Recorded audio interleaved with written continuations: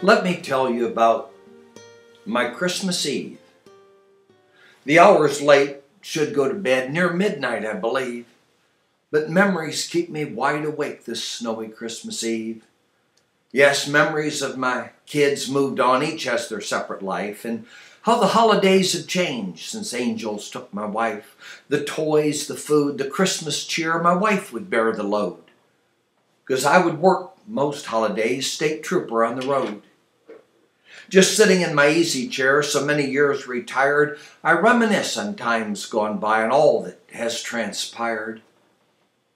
Of all the many happenings that seem to come to light, a multitude of them occurred right on this very night.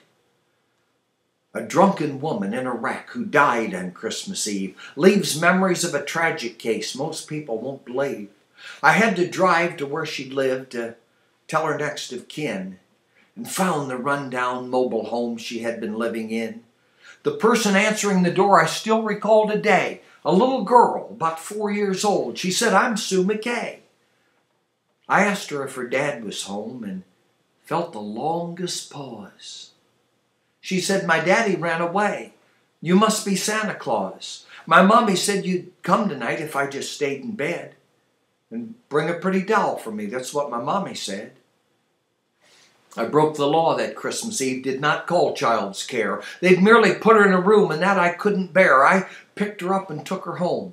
My wife tucked her in bed and wrapped a pretty doll for her, just like her mommy said.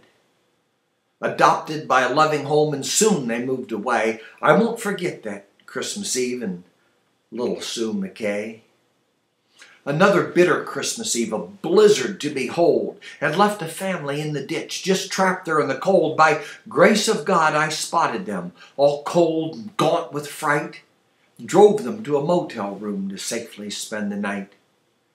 One Christmas Eve, a homeless man, shivering and wet, was trying hard to get a ride I'm sure he'd never get. I picked him up and drove him to a diner on the hill to warm his bones, and left him with a $5 bill. It's strange how when you're all alone, with memories you recall, you think of everything you've done, and was it worth it all? I think about my God, my job, my children, and my wife. Would I do it all the same? Could I relive my life?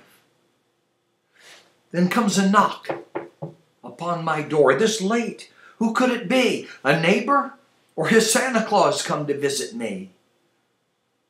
The figure standing in the cold gives me a sudden fright.